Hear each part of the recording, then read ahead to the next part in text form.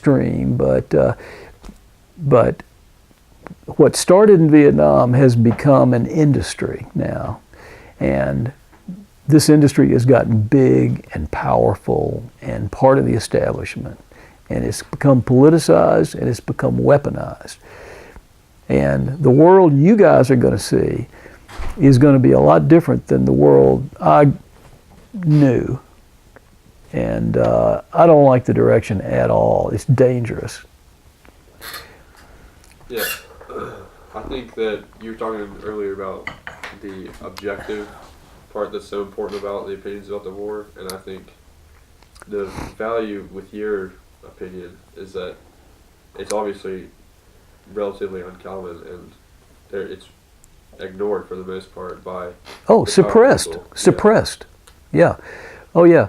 What do I know? I was just there. I just did it. You know, what do I know? Why listen to what I've got to say? Much better to listen to some theoretical nutcase on a campus, college campus somewhere, who's read a bunch of books and is totally opposed to war, totally opposed to, you know, I don't want to get started on this because I'll probably never quit. You guys will be here this afternoon. I won't let you leave. I'll be just ranting, but we're on a very dangerous course right now, very dangerous course, and the media is driving a whole lot of it. There is no honor in the media anymore. There are no checking sources, having two independently confirmed source checks. That's gone so long ago.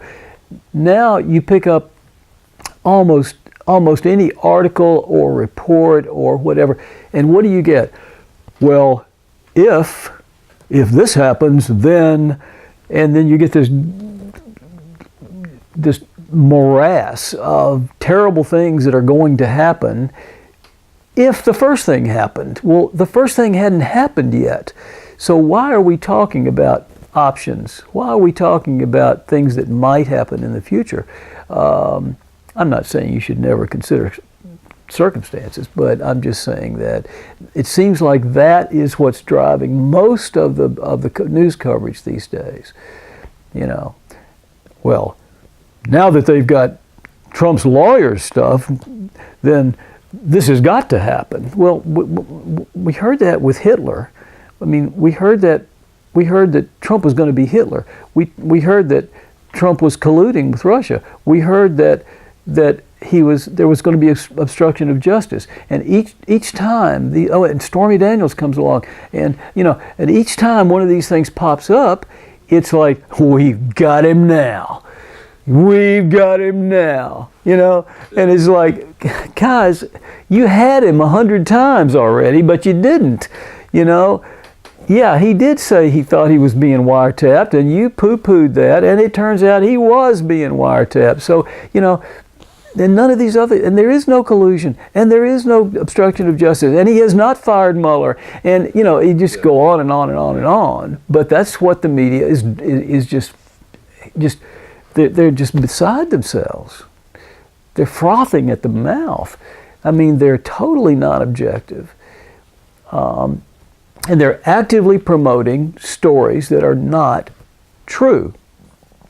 And I'll give them the benefit of not yet been proved to be true.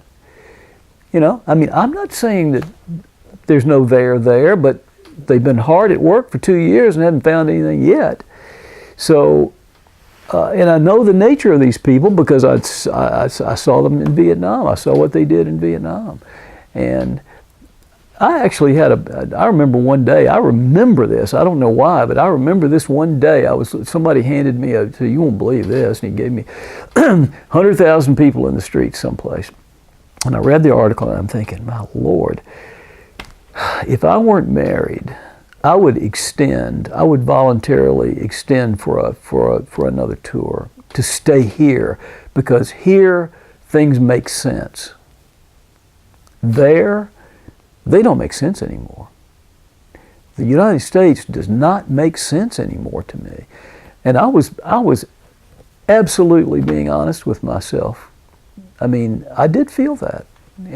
But I was married, and I couldn't stay for another year. I mean, it was going to be hard enough as it was, so I chose not to do that. But oh, it was crazy. I mean, things just got, and compared to today, that was mild. That's kindergarten stuff. 100,000, hell, you can get 100,000 people to, you know, protest putting in a red light somewhere.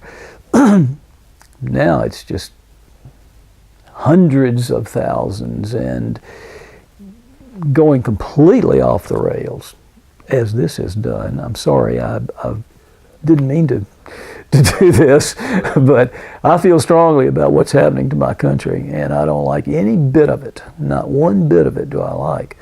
And I do worry for the world you guys are going to be raising children in. It's going to be fundamentally different, I'm afraid, from what we have today. Well, and I hope I'm wrong. I beg, I hope I'm wrong. Pray that I'm wrong. well, Mr. Rippey, I can't thank you enough for your time. Well, I'm glad to help. I hope it